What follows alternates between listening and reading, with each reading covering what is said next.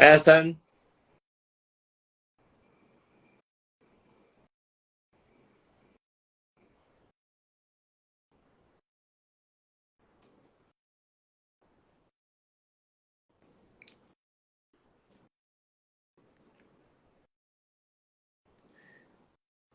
We're about to start our live with Mustaffa Kamal.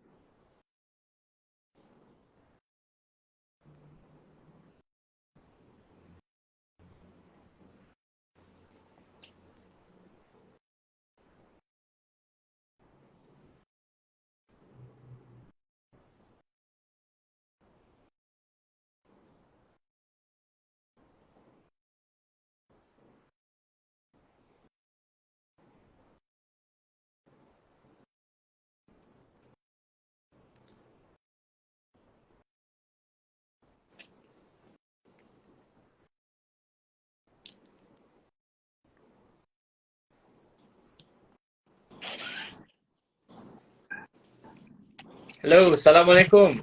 Waalaikumsalam warahmatullahi wabarakatuh. Alhamdulillah, finally got you on your screen. Thanks, Mr. Abu Sofian. Nice Thanks to see for. you. Am I sounding all right? Yeah, it sounds good. Okay, perfect. How's the sound here? Good, yeah? Yep, loud and clear. Okay. Very loud and clear. All right, welcome everyone to Openings. The journey of life can sometimes look bleak. We face humiliation, roadblocks, and loss in our path towards maturity. Through the struggle, we're all looking for openings to get our breakthroughs. Now, the thing about success is that success stories is getting very stale. We all hear stories of people getting this award and that achievement. I'm interested in learning about people's journey through the hardship beyond the titles, ranks, and achievements that we all know and love. My first guest for openings and our first episode is none other than Mustaffa Kamal. Right? He's the founder and CEO of the Black Hole Group. They are a collective of lifestyle brands such as Working Title, Tipo, and the Great Mischief. Without experience and investments, he has grown the group from an independent hipster hostel to a $1 million outfit. Join me in welcoming our first guest, Mustaffa Kamal. Hi, Mus. Hi, Abu Sofian. Thank you for having me today or tonight. It does look like day over there. Is it? Does it? Yeah. How have you been, man? I Alhamdulillah. think the last time we met physically, when was it? Do you still remember? I think a couple months back we met in the morning to go for really early morning I walk. think it was a walk. Yeah, was Yeah. it? It In the was woods, right? it was the one where we were chasing after cars in the middle of the forest. Oh yes, 50-year-old cars. Yep, Yeah, yep. yeah. So thanks for bringing me to another side of Singapore. I felt like a tourist in my own country. Yeah, alhamdulillah. And it's very nice to see you. And I understand that you are running a very beautiful brand and you have a lot of restaurants that are parked under there. In fact, you call them concepts. So I think let's kick things off. What I'd like to begin with is perhaps you can share with our audience a little bit about your background and what inspired you, Mus, to venture into the F&B industry. I mean, as a way of introduction, I'm Mustaffa. I'm the founder and the CEO of the Black Hole Group. We see ourselves as a group of lifestyle concepts, and as of today, we operate 13 brands, 13 F&B restaurants across Singapore. Brands such as Working Title, we have Tipo, Pasta Bar, Gnocchi Bar. We have the Great Mischief at National Gallery, serving Catalonian or Spanish food. We have Greek Concept, and I think just from me listing it, you can tell that we not want to just stick to one concept and then we feel comfortable with it. We dabble and we explore and we innovate and we just happy to have fun and explore different kind of cuisines. That is what I do today. Education wise, I was trained to practice psychology. I studied psychology in university. And after graduating from university, I went on to sign on with SCDF as Yeah. a officer. Yeah, it So was a very interesting time. what made you want to jump to SCDF after university? You know, funny thing, right? While I was in my third year in SCD, in university, right, I had the option of doing an internship, working in a company for 3 months or 6 months just to get experience, or the other option was to work as a lifeguard in the States. Guess which one I picked? I thought like an internship. I can do an internship anytime, But as a student to get a job as a lifeguard in US, I thought like I might not ever want to do it given I'm older. So I thought I'm just gonna take up the job offer, and it's also a good excuse to travel to check out the other part of the world, right? So that's what I did. 3 months. I spent about I think 4 or 5 months over there, and in that process, right, of being a lifeguard, it started out as a fun endeavor, just like exploring the world, being a lifeguard, earning some extra money. And then through my stint there, I actually saved some lives. Like people actually drown in the water, and then they like beep, beep, beep, panicking, and then they called me, and I jumped in, pulled them out, performed CPR.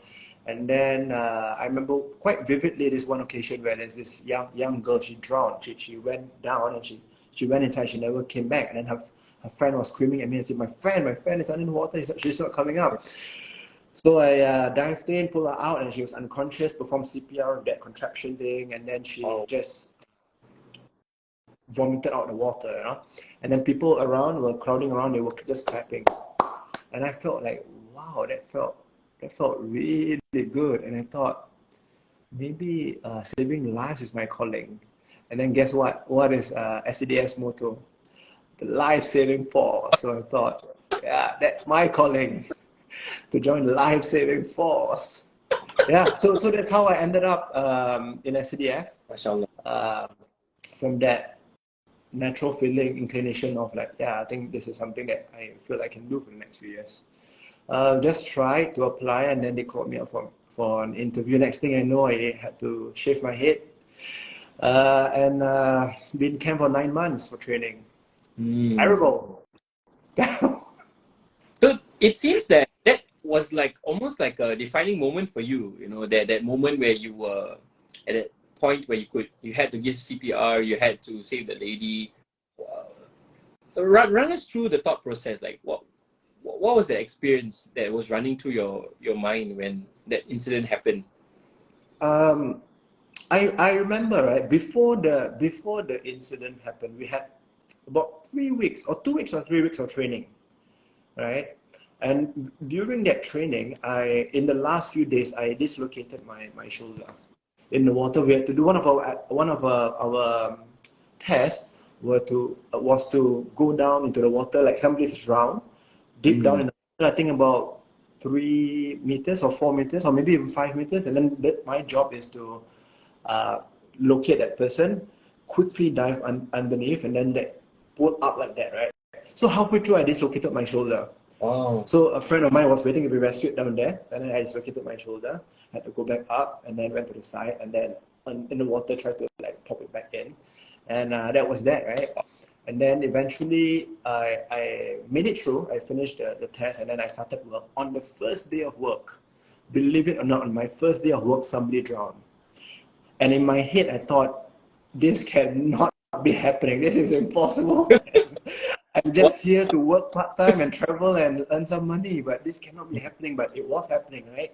Yeah. And thankfully, everything that I've done in the past 2 or 3 weeks, like simultaneously happened in my head. I thought, okay, blow the whistle to call for backup, bring that we have this long tube that we bring with us, dive into the water, bring the long tube, pull her out, extract her out of the water like that, make sure she yeah. So everything was like second nature because we had a lot of practice, and CPR was conducted, and then she survived, right? And everything happened so quickly. The next thing I knew, people were just clapping and tapping my back and saying, "Good man, you're a good man." And yeah, so that was like a I would say, a pivotal moment in making a decision. And it turns out that I spent about 3 to 4 years in SCDF. So that singular moment affected my decision making for the next 3 years or 4 years of my life. That's interesting. When you entered SCDF, you said you stayed for about 3-4 years. Mm-hmm. So how was that experience like? And do you have any regrets when you entered SCDF? No. You mentioned 3 years is not too long. So what do you want to achieve when you entered the life-saving force? To be honest, right, I did not want to be pegged down to a table and a chair doing work in the office. So the idea of doing something physical, being in the sun, being out and about really appealed to me. But then when that incident happened, I thought of joining SCDF. And I know I said terrible, just tongue in cheek, but it wasn't terrible at all. I think I learned that was my first job, my first ever job. I didn't think about it as it's going to be my career forever, but I did think that upon graduation, I do need a job. I do need to support myself. I need to start off somewhere, and I thought that was a brilliant place to start. Obviously going into it just pretty basic needs, and now in retrospect, right, everything that I do today, in retrospect, looking back at my time at SCDF, there's a lot of things that I picked up. Hard lessons, very structured lessons, as well as very soft lessons on how to conduct yourself, how to negotiate, how to lead people, how to convince people. All these soft skills that you pick up along the way in SCDF, I didn't realize it. I only realized it after I started running my business, and then like, hey, this skills, I must have picked it up somewhere. And even right down to the way that meetings were conducted, minutes of meeting were taken down and deadlines were executed, right down to those details. That's how I picked up certain tips, certain like ways to run my own organization. So Mustaffa, I'm curious to know, when you were in SCDF, you mentioned that it was integral to kind of your identity moving into business, right? So what were some of the more memorable moments when you were in SCDF? Because I'm curious to know what experience you had that kind of shaped you. Wow. I think it's in SCDF is quite. So I spent about 3 to 4 years in SCDF, but typically for an officer, I think we move around quite a bit. So in my time in SCDF, just like 3 or 4 years, I spent 9 months in training. That was very intense. Imagine as a full-grown adult, you are staying 9 months in camp, like 24/7, shaved head, waking up, forced to wake up at 5 a.m. every single morning, forced to follow a certain routine and a schedule. It was kind of a shock for me, just like, what did I subject myself to? 9 months over, I commissioned as a young officer. I was posted to a fire station, and then I was quickly posted to First Division Ops because there was a need to fill a role. Okay. At that point in time, was the first ever F1 in Singapore, so we had to do some ops planning. And then I was quickly posted to Central Fire Station as a rota commander. And then I was quickly posted, a few months later, I was posted to the HQ in the Service Excellence Department, doing organizational development. And then I was transferred over to Strategic Planning Department, doing strategic work and organizational development. And one of my projects was to actually study the development of the infrastructure in SDF. So I had to work very closely with Ernst & Young to study the viability of expanding the capabilities of SDF. And that was really insightful because as a young officer, I think you not only attend cases, rescue cases or fire cases, but you are involved in the planning process of how SCDF came to be and what is the most efficient way to run an organization. So I was exposed to that at a very young age as a young officer. And that also enabled me to right now understand how to build an organization. Yeah. Sorry, Mus, how old were you when you were learning? 25, 26, I suppose. Yeah, 25, 26. Or 24, was it? Yeah, 24. I graduated in when I was 21. yeah, 23, 24. So yeah, about 25. Okay. So you kind of use that experience in SCDF and your exposure to Ernest and Young and the strategic planning, and it seems that you were rotated to many different roles, Yeah, in a right? very short period of time. Quite unusual actually. I'm But you know, like most people when they go through national service, they'd be like, you know what, is this a waste of my time? I don't really want to do this. Like, what was your mindset going in, and how do you use national service experience to launch the kind of foundations of how you're going to run your business? so obviously at that point in time, I did not enter. But by the way, it's not national service. My national service, I served it in the police force. You Yes. stayed Yeah. on for Huh? 3 4 years. Yeah, I was in the police force, and then I signed on with SDF. Anyway, so when I was doing it, obviously I didn't think that I'm going to be a CEO of a FMB group today, and I'm going to apply whatever I learned in SDF. I'm going to apply it. Right? Obviously, I didn't think that.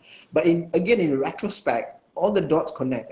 I connect everything I did in SDF, every meeting I attended, the way I conducted myself, my decorum, the way I took minutes, everything, every one of those were information. And when that particular information is put in the right setting, when you digest it and put it in the right setting, it becomes knowledge, right? Yeah. So I think just like everything you see around you on the internet, things that you pick up, they're all information. It can be meaningful to you or meaningless to you. Yeah. But when you put that certain information in the right setting to your advantage, right, then it becomes knowledge. And that is a process in my life where I picked up certain things and I tried to do my best in everything that I have ever laid my hands on, right? And it seemed meaningless, including national service, but then moving forward, you realize that, hey, this is what I've learned and this is what I can apply, this is what I can try. It's worked for this organization. So there must be something right about it, right? Very beautiful how you used your experience and you didn't see anything as meaningless. In fact, you used it to grow, and that's beautiful. I'm curious to know your transition into F&B. Like, when was the moment that you know, okay, this is it. I want to start an F&B business. How you know, what were some of the things that you had to go through as you built your business in the early years? What were some of the things? So sorry, wait, let me just say hello to Rakesh. Nice seeing you after a long time. Nice seeing you too, Rakesh. I remember you, SCDF. You see your Yeah. trade. So I actually, when I left SCDF, right, I did not think to start an FMB. I actually started a backpackers hostel. For my love for travel and just digesting what the world has to offer, right? Then I realized, just to cut the story short, I realized I cannot travel forever, and I really do enjoy traveling and meeting people and just soaking in what the world has to offer, the different cultures, the different food. So I thought, if I can't travel forever, right, why don't I set up a hostel and just bring everyone to me? And so that's what happened. I started a hostel with my partner Kelvin, Scott Shop House Hostel. This was in 2012, and we ran it for a couple of years. No, actually just a few months in. We had the first floor, the ground floor of the hostel. There was a 5-story building. The ground floor of the hostel was rented out, and then the first tenant, it didn't really work out, the first tenant, and we thought, you know what, let's just take it back and try to run it ourselves. There's a space, there's an opportunity, and what's the worst that can happen? So we did just that, working title. We sold very simple stuff, coffee, brunch, burgers, random stuff. And we really had to bootstrap. We've planted everything into the hostel, right? Everything that we had. And we had not a single dollar left. So every single dollar that we earned from running the hostel in the first 6 months or so, we pumped it into the cafe, and that was a grand total of about $10,000 or $15,000. Put it all together, went to the trash and picked up like leftover wood and metal and put it together into tables and chairs. Wow. And voila, we had a cafe. Everything just randomly put together, like artwork, tables, chairs, acrylic, yeah. The only thing that we invested in was a coffee machine. I remember that, $5,000. A $5,000 coffee machine, and everything else was bootstrapped. Everything else was juicer. I remember we brought a juicer, fruit juicer from my home. donated some tables. We brought toasters, ovens, these kind of things, just like pull here and there, put it together, and it became a working title. We learned everything from scratch because we really had to bootstrap. We didn't have money to invest further in the cafe. I think we pulled together about $10,000. Everything else was donated or picked up from the trash. Put it together into a cafe and just ran it ourselves. Just the two of us working ourselves from opening all the way to closing. Then go back. Just the two of us, yeah. Who's the other person? Kelvin. Kelvin, yeah. Today he's still my partner and he's the CCO of the group, Chief Commercial Officer of the group. Wow. And how after two of you started, then what was the next number that you grew your team to? How many people do you have after that? After that, right? No, okay, so by then we already had the backpackers hostel. Okay. And we had working title.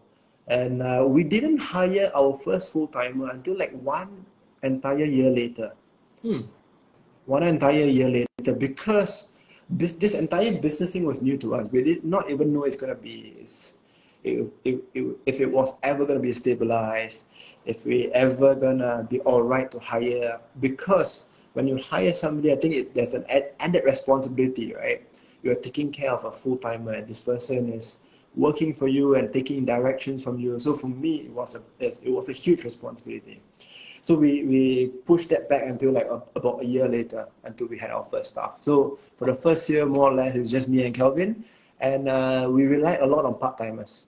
Yeah, because part-timers, they come, they go, they get paid for the hours they put in, and that's it. There's no firm commitment.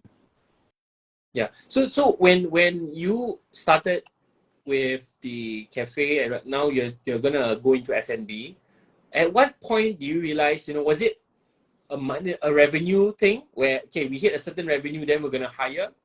What was your gauge before you started hiring? Like you said, 1 year. Wow. To be really honest, right? There was not any gauge. It was pure intuition. It was pure gut feeling. We did it and we did it and we did it and we did it until the point that I told Kelvin, like, this is ridiculous, man. I'm waking up at 4, 5 a.m. every day, getting ready for work. I knock off work at 1 a.m.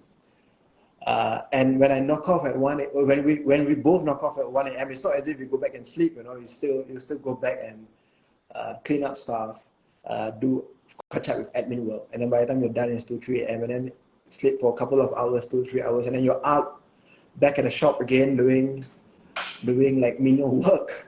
And then I told Kevin, like, this is impossible. So first and foremost, we did not hire the staff. I think we divided the day. So Kelvin started doing the morning shift and I started doing the afternoon shift. So it's kind of an overlap. So he starts at 7, 8 a.m. I will come in at about 11 p.m. and then he stays until like 8 p.m. and then I will finish off the shift at about midnight. Yeah, so we started overlapping, and then that overlap became shorter and shorter and shorter, and then we realized, hey, I think we don't have to be here all the time. I see. Okay, that's interesting. So I wanted to go a little bit into the business that you grew with Kelvin. What do you say sets your business apart from other F&B outlets? Like, what would be something that both of you are proud of to call something, this is our USP, this is something very different? How would you put that into words? From a business and a brand perspective, I think what sets us apart is the way we think. It's not particularly the food that we sell or the concepts that we have. It's not that. I think it's the culture and the mindset of the organization. And we function because of the why and the purpose of our existence. So for us, it's more an existential matter, existential question, like, why do we exist? So it doesn't matter along the way the what. The what for us is it could be the Mexican restaurant, it could be the Greek restaurant, it could be a burger bar. The trends come and go, but we're not bothered by that, because for us, we are honing our mentality. We are building a machinery that can grow itself, that can think itself, that can think for itself, that can expand, that can heal, that can regenerate. So for me, that is the difference between my organization and another F&B organization. Because for another F&B, they focus on I think not just F&B organizations, just like businesses in general. They focus more for the top line, for the profit and loss, for creating what works and what doesn't. I think what we are creating is a philosophy and a mindset on how to conduct yourself as an entity in this world. Yeah, I'm curious to know about that philosophy because when we went out for a nice chat, we went out for a nice walk. I remember one of the things that stood out for you when I meet, leaders, many leaders. One thing that stood out when I meet you in particular is that you have a very strong sense of philosophy. You probably read a lot. You probably met a lot of, I would say, wise people. So I'm curious to know what's your personal philosophy and the philosophy for the Black Hole Group. My personal philosophy is that my rizq, anything that is meant for me will not escape me. And it's really predetermined. My job is not to worry about that. My job is to look forward and excel in everything that I do. And if it works out, if it's successful, then good for me. Then when that happens, my job is not to be complacent, to keep myself in check and be grateful for the success. And if it's a failure, not to whine about it, but rather to look at it as a form of lesson, as a form of wisdom, and perhaps even as a form of protection. That if I had received that success, it would have led me to a undesired path. Yeah, beautiful. So I think that's my philosophy, and when applied to the Black Hole Group, we aspire, or like why we exist, and I always remind myself and the people around me that we are an ecosystem that benefits. If you check out our website and our deck, it's clear as day. Our purpose is not to produce great food or to impress people with the brands. It's clearly stated that we are an ecosystem that benefits. So every decision that we make within and for the group, it has to lead back to that. Whether it's creating new concepts or expanding or cutting back, it's got to be contributing towards an ecosystem that benefits. So that's beautiful. So you told me this line, ecosystem that benefits. And when I heard it, I was like, this is genius. Because I realized that you're not just looking at selling food per se, but you are looking at, the whole Apple ecosystem. You're looking at the different ways to benefit people beyond just food. And that's why you call it concepts. From just looking at your website, looking at how you run the business, you can see there's very different thinking involved here. You don't see it from a very superficial level. There's always layers to your brand and how you think things through, from the concepts, from the different thematics in your business. So it's beautiful. Yeah. And with the success comes challenges and difficulty. I'm curious to know what were some of the possible lowest points as both you and Kelvin and the team were building the business. I'm sure it wasn't easy. So what were some of those lowest points that you remembered, and how do you overcome that? I'm just a bit stumped because it's so difficult to pick. It feels like every day, I've got like a buffet to pick from. Sure. But I think one of the lowest point, and I share this story quite a bit, right? One of the lowest point is, I think, a couple of years into maybe about 3 years running the business. It was a small group. I remember we had a hostel, we had working title on Arab Street, we had the Mac Sailors on Haji Lane, and we had the Mexican restaurant after it at North Beach Road. And we were not, at that point in time, we were not running an organization. We were not running a group. It wasn't cohesive. It was two entrepreneurs running 4 different brands. If you can imagine what I'm saying. Two entrepreneurs running different brands is not coherent, it's not cohesive. We're just like dealing with different businesses, And at that point in time, I clearly remember we were bringing home $300 a month. Imagine this, I left a good career to start wiping tables and fixing chairs and to do plumbing, and work 16 to 18 hours a day. just to be able to bring home $300 a month, barely making ends meet, barely making rent, barely making my staff happy, and then you're training them, you give everything that you have, and then in 6 months they think, nah, this is not for me, and then they leave, and then you feel like, what have I done? I've sacrificed like all this time and effort and just to bring home $300 a month, and then the staff not happy with me, landlords chasing for rent, and it was really tough times, and we were like deep into our adulthood, so you're kind of having an existential crisis, or you're thinking like, wow, I'm an educated person, I went to school to do this and to earn this amount of money, and then here I am doing all of this and bringing home $300 a month. Does this even make sense? So I went to a person I really respect, and I usually go to him if I need like better clarity. I met him and I said, this is like that, this is happening, and I think I'm done, man. I've done my part and I've given it a shot, and I think it's time for me to go back to the workforce and earn some proper money. Yeah. And he laughed and he said, is this how you view business, Rose? Like, is this really how you do business? And this is how you view business. Can't you see that what you've created is something really beautiful? It's like a portal, it's an ecosystem where blessings and barakah flows through. You may only bring home $300 a month, but in reality you are providing jobs for, at that point in time, I think 40 to 50 people. You are helping the landlord pay their mortgages.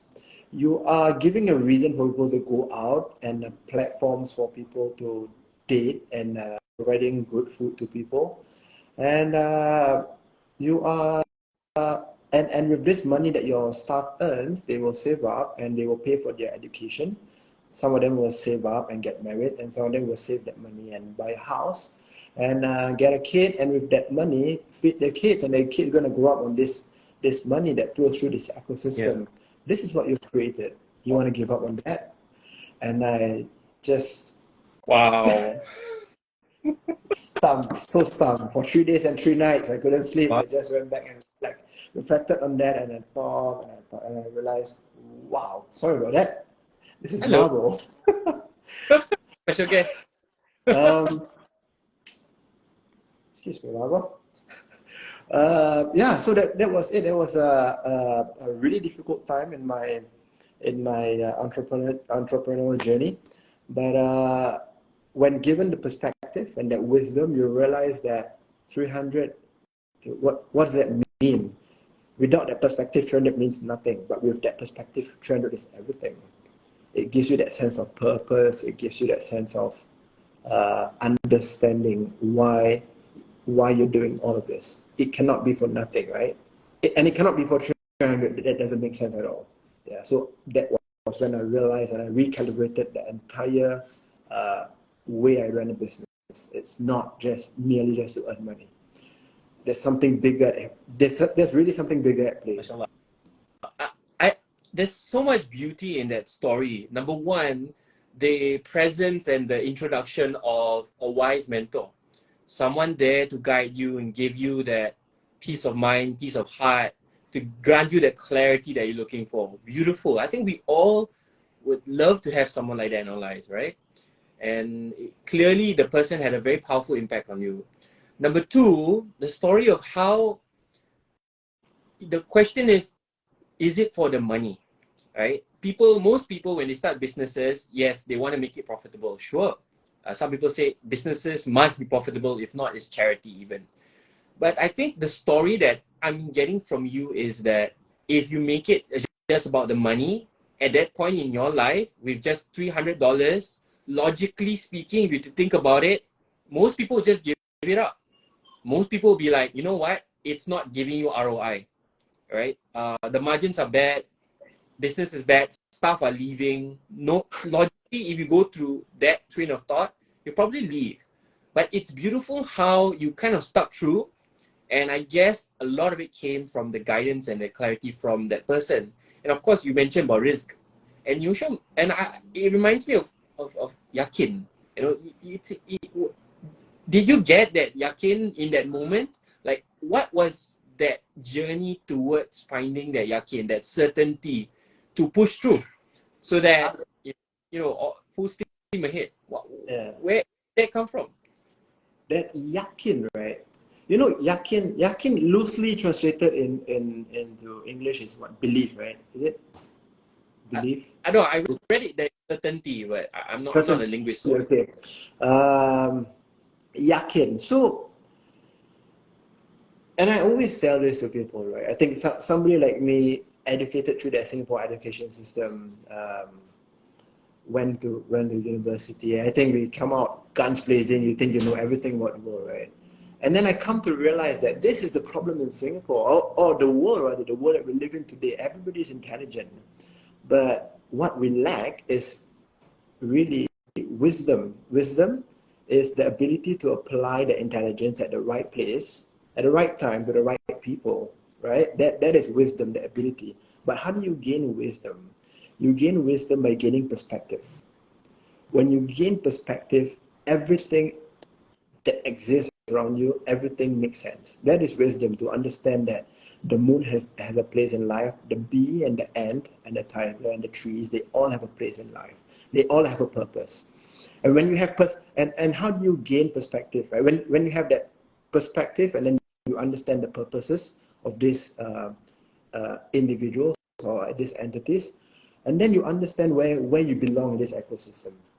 And then when that happens, then you can gain that certainty. So it's not something that you just tell people like, hey, this is going to happen. The moon is there and it's just floating there. So just believe, It's not as simple as that. I think in order for a person to believe, you need to gain that perspective. And to gain that perspective, you need to be open-minded and to speak to people and to listen more than to form a preconceived notion about how things should be. It's beautiful. So if I'm listening correctly, what I get from that is the wisdom that you got is through perspective, and possibly you could almost say that the person who inspired you gave you that perspective. Yeah, because you think about it. Think about it. Nothing changed. Everything was the same. Yeah. The thing that changed was my perspective of how I viewed it. Because that $300 didn't change for a few months until like a couple of years later, or a few months later. It didn't change. Nothing changed. People were still angry. A landlord still chasing me for the money. It's not as if he reduced the rent. I still brought home $300. So nothing changed but perspective. And yet the vigor and the enthusiasm and the zeal going to it is different. Just from perspective. And then you become wiser in approaching things. It's beautiful because in coaching, we talk a lot about clarity. And they say that, you can't have clarity if, you haven't really figured out yourself. They say a lot that success really is an inside job. It's not something that you get when you achieve ranks, awards, when you open up so many restaurants, but it's something that you get when you kind of clarify for yourself what you really want, where you really want to go. You kind of sort out that inner conflict. And I love hearing your story because it's a story of getting advice, of grit, of keep pushing forward. So let's jump out of this and into the topic of the business a little bit. So let's talk a little bit about the customer service aspect, right? So I understand that you have a slew of restaurants, or you call them concepts. You have a Mediterranean concept, Ella. You have a burger bar working title. So I'm curious to know about how you curate a beautiful customer experience for your customers. What makes you stand out? What's your philosophy on that? Wow. This is the question for my HR team, my ops management. That's my perspective on that. No. But jokes aside, I think we have to, we live in a society or a time where people tend to look at symptoms. With all due respect, even when you meet doctors, they cure your symptoms. They don't cure your disease. You have a headache, you get given a paracetamol that suppresses your headache. But what really is causing that headache? Bad diet, processed food, lack of sleep. And then if it is a lack of sleep, why is there a lack of sleep, right? Right. So I think you really want to get to the bottom of it. Yeah. So I think in F&B and business is like that as well. You have a problem, you can suppress it. Your payroll is high. You can suppress it by firing staff. But if you really get to the bottom of it, perhaps you're not productive. Perhaps the staff's not productive. Perhaps they're not. And then why are they not productive? Perhaps they're not equipped to be productive. They weren't trained to be productive. So I think when it comes to service, I view it like that. How do we get good service? A lot of people, a lot of businesses, I think they focus a lot on like steps of service. Like this is what you have to do. You have to greet good morning. You have to do this. But we have a slightly different approach. Not that we are successful yet, but I think this is the approach that I like to take with my team. Is that we focus on our people. As leaders in an organization, your job, and I feel like my job is to take care of the people. Because the people that you hire and that work with you, they know what they're doing. They're trained for this, right? This is their livelihood. This is their job.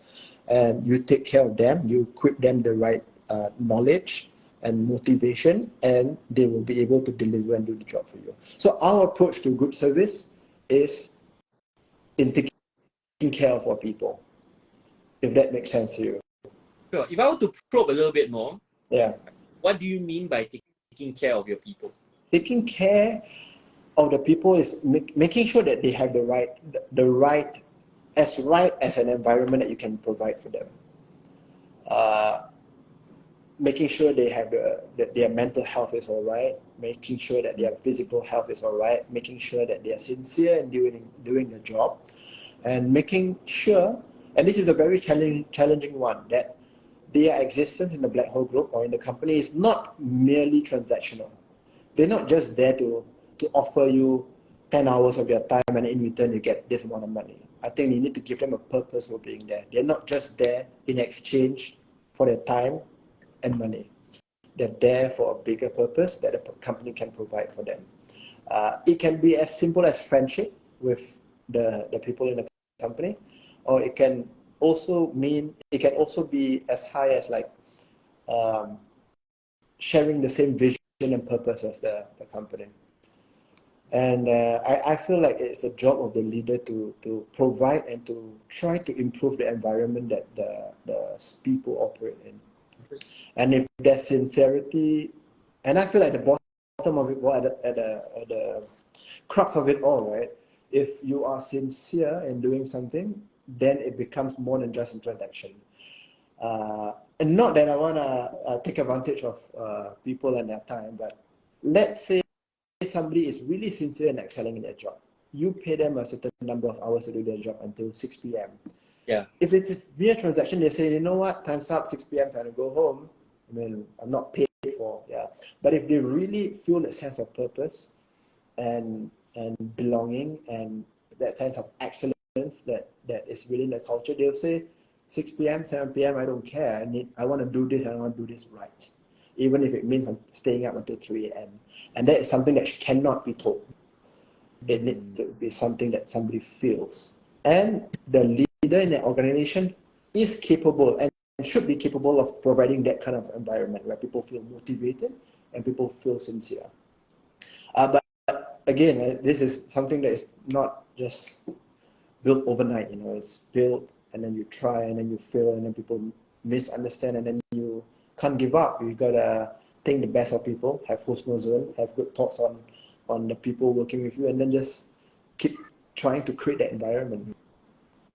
I'm interested to know, because you mentioned about customer service and obviously that's related to leadership. So on that topic of leadership, what would you say is your leadership style, Mus? My leadership style? Yep. Wow.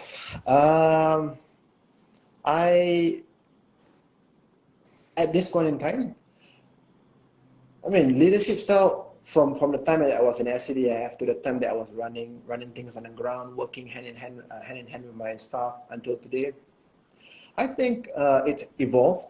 Okay. At different phases, you have to have different kinds of leadership. One kind of leadership is to be on the ground with your people and work with them and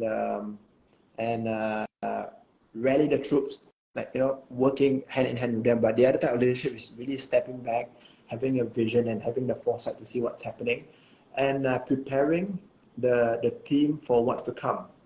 And I say that today my leadership is like that. It's really engaging with the people and giving them that foresight of what's to come, what I can see in the future, and what's to come for them to be equipped to deal with it better. And on an individual basis, like how I treat people, I used to be a little bit more generic in the way I dealt with people. Let's say if you're a manager of a restaurant and you're a manager of a restaurant, I just treat you equal. You know that this is your job scope and just do what you're supposed to do. This is your at work you call it JD, right? Job description. This is what you're supposed to do. Yeah. But then you realize that the Prophet ﷺ, he never did that. You know, he treated every individual as individuals. When he spoke to his companions, his sahabas who were educated and more intellectual, he spoke in very technical terms, in terms that could relate and motivate them. But when he spoke to people from the desert, the Bedouins, he used a stick and he drew on the sand in pictures to make sure that people understood easily. And he never talked down on people, and he treated everyone as individuals. And that's something that I'm learning to do, and to have husnuzan, to think the best of people, to elevate them for their strengths and to nurture them for their weaknesses, because we all have our weaknesses, and if you were to judge everybody just based on what you can or cannot do, then I mean there's surely something that you're good at or not good at. You know, some people are good at doing something but they're shy for something else. Yeah, so you gotta appreciate that, you gotta observe that, you gotta appreciate that, and not be pissed off at them for it, but to understand that that's their weakness and leverage them for their strengths. And I think this has a positive effect. You know, when you leverage people for their strength and tell them what they're good at, this makes them feel good, and that has an effect on people, because when you feel good, you gain a certain sort of confidence, and when you gain a certain sort of confidence, even the things that you think you're not doing well, you're able to do well. Yeah. So I think it's very important that as a leader you try to make people move, you try to convince them and motivate them, but you also make things very easy for them to execute. Beautiful. We have some questions here, so if you have any questions you can put it inside the comments or inside the question. So let's take one question. So we have a question, I'm going to click on it, and this is not the only question. So Faz is asking whether you have any investors and what is your exit strategy. It's related to another question someone asked: how do you expand the business? Do you get debt? Do you get a loan? Do you get investors? Did you reinvent? Not reinvent, but rather reinvest proceeds from the business. So how do you expand? And related to Faz's question, Tuan Faz. Very kampung, actually. That's one way to look at it, but I look at it as very organic. When we run a business, we try to excel in it, and whatever profits we make from it, Kelvin and I, we've always been very prudent. You know, we've never been so lavish in cashing out or taking profits for ourselves. Like I said, right, $300 a month. So a lot of the money that we've earned in the past 10 years goes back to the business to build another one and another one and another one. And every time we have an extra cash, we use it to build capabilities to beef up the company. And believe it or not, 10 years down the road now, not a single investor. We don't have investments. The company is wholly owned by myself and Kelvin, the whole group. And I feel like this is important at this stage in the first 10 years, because I don't want to build a company that makes money for 1, 2, or 3 years and then disappears for the rest of my lifetime. You know, it's like building a HDB that's going to be torn down in 99 years. And I always remind myself and my team that we are here to build a pyramid, a brand that can last lifetimes, can last millenniums. And for that, you have to be really patient. You cannot be greedy. You cannot cash out. You cannot just think about mere profit, because you're building a brand. You're building an ecosystem that will that will transcend from the test of time. Through the pandemic, through economic recessions, through crisis, and That's what a brand does. It passes a test of time. And you look at great brands around the world that's been around for centuries. They've survived the pandemic. They survived World War One. They survived World War Two. They survived several other wars after that. And you cannot survive that if you're just thinking yourself as a business, looking at the immediate profit and loss. For that reason, I'm very wary about getting investments and working with investors, because for investors, it's more often than not short-term returns. Mm. Very interesting. Thank you so much. We have another question. Let me just put it up on the screen. Okay, so the person's asking for your advice that you would give yourself in your 20s if you're learning about business. You see, when I run, it's a little tricky, right, for me to explain. But when I run an F&B business, you have to believe me when I say that I can't really cook very well. I'm not a great cook. If you think that the designs and the branding for the Black Hole Group is brilliant, I am not the best brand creator or the designer. I'm not really the best at anything, But I would say in your 20s, pursue what interests you, and then excel in that. If horticulture or flowers interests you, then excel in that. Because I think the path to business is something that cannot be taught. It's not as if you study business in school and then you run a business. In fact, from my personal experience interacting with people, the people who study business are the ones who will not run a business because they know too much. The reason why I ended up running a business because I was foolish. I didn't know the repercussions or the negative or repercussions or the consequences of running a business, or rather not running it well. I did not know of that, so I was foolish enough to just focus on the passion and the belief that it's gonna work out instead of focusing on the negatives. So that enabled me to run the business. But I would say in your 20s, just focus on getting your hands on whatever you can get your hands on and excelling in that. And in everything that you do, whether you run a hostel, whether you do plumbing, whether you travel, whether you are in school, always apply excellence to that. Always do your best, and there's always something to pick out and learn. At that point in time, it may seem very trivial and very menial, but trust me, you gotta trust me on this. 10 years later, 20 years later, the most menial stuff are the ones that will contribute to building something bigger. And I always tell people, you look at something like the Sahara Desert, right? So, Yeah. if you've been to the Sahara Desert, I've stayed in the Sahara Desert for a couple of nights from my time in Morocco. Super grand, it's surreal, And then you think, how can this be so majestic? Because what is it made of? You pick up a grain of sand, it's just one useless piece of sand, one useless grain of sand. But a billion of that put together becomes something that is so grand and not replaceable, irreplaceable. And that is like building a business. You cannot just feel that you're going to build a desert overnight. It's made up of little knowledge and information that you've picked up in your teens, in your 20s. Seemingly trivial, seemingly useless. But learn it, give your best in it, even if it's cleaning toilet. And trust me, in 10 years, you'll see that it's a meaningful exercise. It's beautiful. I think one thing I love about talking to you is you always link back to philosophy, and you always link back to a core way of thinking. Yeah. Why are you laughing? No, because it's funny because for me, it's a matter of necessity.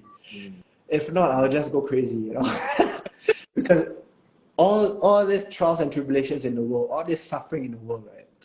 So in Buddhism, right, Siddhartha, life, the Four Noble Truths, right? Life is suffering, and the world is about suffering. The world is meant to break you. But it cannot all be for nothing. This suffering cannot be for nothing. So you really have to philosophize and try to understand why are we suffering? There must be a reason beyond that. So for me, I think it's a matter of necessity, not that I want to be philosophical about things. You're very humble, mashallah. Oh gosh. So I think what I'll do is let's see if we can take some more questions. Let me put this question up again from Tuan Fazli. Right? How important is business knowledge for new entrepreneurs? Should someone get a certificate or diploma in business before starting a business? What do you think? My personal opinion is that if you have a basic understanding of how a business works, that is an added bonus. But as a matter of it being mandatory, not at all. To take myself as an example, I did not study business. I knew nothing about it. I studied psychology. And even in my first 2 or 3 years running a business, I still knew nothing about it. We did not know how much we earn. Didn't know what's profit and loss. We didn't know what a payroll is. We didn't know what's the percentage of rent or COG or we didn't know business at all. Yeah, it was only my second or third year that I shifted out of like the daily running of a business and kind of form what a business structure should be. But then again, I don't want to encourage people just to jump into business without knowing. So if you have a basic sound understanding of what a business should be and some references or benchmark or some knowledge of from people who have done it, how it should be, it's added value to you. But it's a double-edged sword. Sometimes your knowledge from someone else, I feel like it can limit you in what you want to try to do, because you know that, oh no, if I have to pay this amount of money and I earn this much, I'm not ever going to make money from it. So I'm not going to do it. It's too much of a risk. I got to leave my job. My job pays me this much, and if I do this, I only earn this much, so I'm not going to do it. So if you have a sound understanding, but don't be limited and don't be hindered by taking a step forward because you are terrified of the numbers. Thank you so much. I think that's beautiful. I think a lot of people are probably thinking of a business idea. They want to take that act of courage, so to speak, but I think they might have a lot of doubt, a lot of inner conflict. So hearing from you, someone who bootstrapped their business, is beautiful, because it probably will give them the push to want to give it a go. But of course, like what Moose said, make sure you do your homework. You don't quote Moose. Don't quote. Hey, Moose said, just go jump into it. That's a bad idea. Yeah, so I'm curious to know, because you spoke a lot about business and customer service, but I'm curious to know about your team. I'm curious to know about your support system. A lot of people say being in business, being a leader, a business owner can be lonely. Right? Well, what are your thoughts on that? Like, what's your support system? How do you ensure that you continue going forward? It is true. It's not just a myth or story that people talk about. It is true that building a business or running a business, it can get really, really lonely. As the business gets bigger, it's like climbing up the mountain. At the bottom, at the base camp, there are other climbers with you, and you say, hello, how is it? And then as you go up, right, there's less and less and less, and then you realize there's just nobody left. It's just you. And it is really important to have as much support system as possible, and to pick the kind of companionship that you have around you. And it's got to be the right balance. It cannot be hanging around people who are too positive and saying, just do it, just do it. What's the worst that can happen? On the other hand, you have people who are too pragmatic and too pragmatic or pessimistic, even, just that, you sure you don't do this? I think there's so many risks.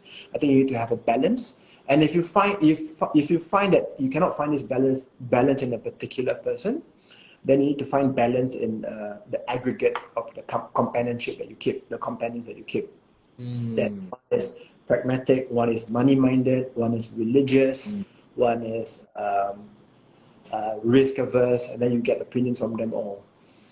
Beautiful. And and you cannot. I feel that you have to spread your throw the net wide. You cannot mix with a particular type of people, just one particular type of people. If you can spread it around, mix with the religious community, and then get a religious perspective on it, and then mix with the scholars and try to understand what's the academic view on this, mix with the entrepreneurs who's done it from the white collar way, and see how they've done it, and mix with entrepreneurs that have done it from bootstrapping, from hustling, and see how they view things. And then at the end of the day, this is the tricky bit. At the end of the day, you can get all the perspective that you want, but at the end of the day, it all goes back to you, and you're still alone in your room, putting it all together, discerning it, and so you still have to use your akal, your brain, to discern and to really break down what works best for you. And for this, there's no shortcut, because what works for somebody else may not work for you. So you need to be able to take that idea, that perspective, and put it in your life with your circumstance, financial circumstance, or your age, or your whatnot, your gender circumstance, and see whether it works for you. And this is your test that you have to go through. I feel like for this particular part, there's no shortcut. For example, somebody wants to run an F&B, comes to me and says, how did I do it? Right? I can tell you from A to Z, and I'm happy to, but I still cannot guarantee that it worked for you, because we are operating in a different time, in a different place, in a different era. My character is different, because when I did something and then I failed, this is how I react to it. But if you do the same thing as me and you fail, then you would react the same way as I did. Yeah. So I think all that has to be taken into consideration. Yeah. And, So yeah. you say? Yeah. And that is the thing about social support system. At the end of the day, the people around you, they will love you and they want the best for you. But what they want for you, the best for you, may not be the best for you. For you, only you can answer what's best for you. For example, when I left my job to start running a business, I don't think that at that point in time my mom was very pleased with me. It's very difficult to comprehend why would for somebody who wasn't educated, who didn't have a university degree, who didn't have a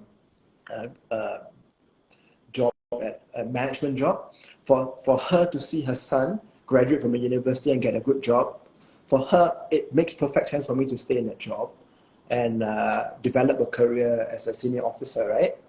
So she wanted the best for me, and out of love, she wanted me to stay, and she thought that was the best for me. But I thought otherwise, and her reaction was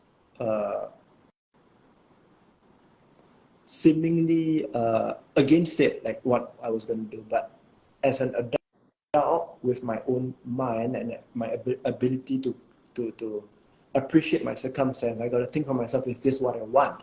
Or am I doing it because of fear of disappointing somebody else? So sometimes I think you got to be very careful when you talk about social support. And you cannot mix that up with social support, and this person is there for me for love or for in case I fail. But you cannot mix that up with what she or he thinks is the best for you, and that is deduced as the best for yourself. Right. Because only you can answer that. Right. So you don't mix that up, that love and support and what you should really do.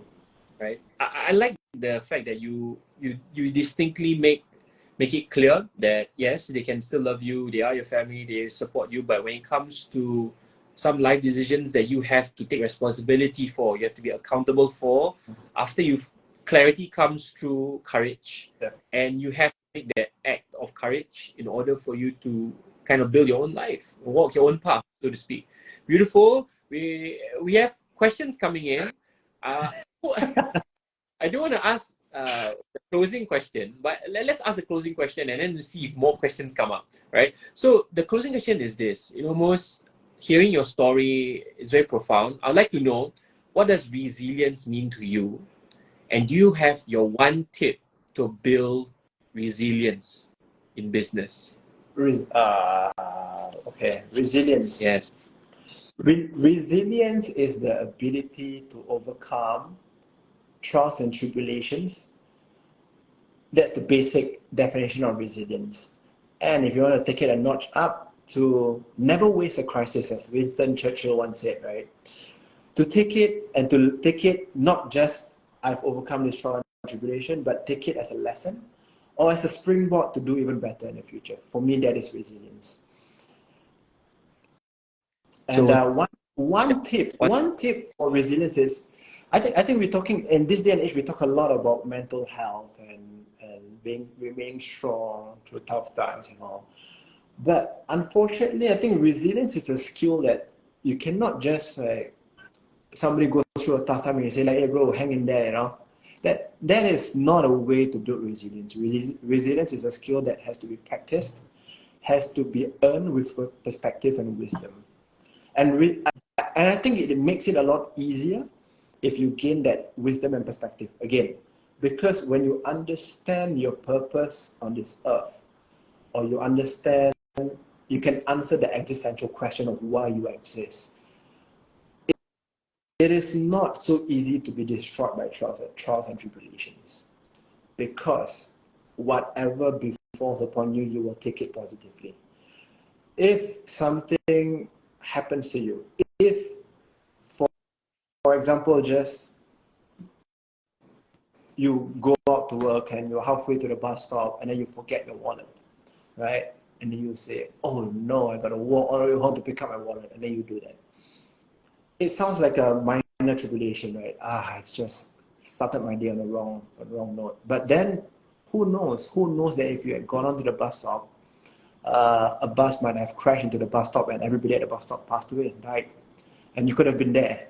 But that tribulation was actually a form of protection. But only if you knew. But you never know. You never know. But so again, it is a matter of perspective, right? If you understand your purpose and you are in a constant state of gratitude, then resilience will come easy to you. It will be a breeze. Yeah. So resilience is not as simple. That is my tip for resilience. I think it's not something that you just come into it with a tough mentality and just like, just hang in there, you can do it. It's not, I don't think it's as simple as that. It's about gaining perspective, understanding your purpose on this earth, understanding why you exist. And when that happens, trials and tribulations, I wouldn't say it's a breeze, I wouldn't say it's a walk in the park, but it will be easier to stomach. It will make sense to you. Thank you so much for helping us to clarify what resilience is to you. Now, I want to start a tradition where the guest that we have will ask a question for the next guest. So we have, I have a list of guests, inshallah, for this month, but I'm not revealing who they are. You already know one of them. I'm excited to. Wait, this series is once a week or? At the point in time, this first season will be for the next few weeks, quite as consistent as we can, inshallah, before my second child comes out, inshallah. So the question that you have for the next guest, what is that? What would you ask a next business leader, owner, professional, or someone who is benefiting the community? What is that one question you want to ask someone like that? But first, can I ask who's this next speaker? Then I can decide whether it's going to be an easy one or a difficult one. Sure. So the next speaker is the founder of South Ilahi. His name is Brother Khalid Ajmain.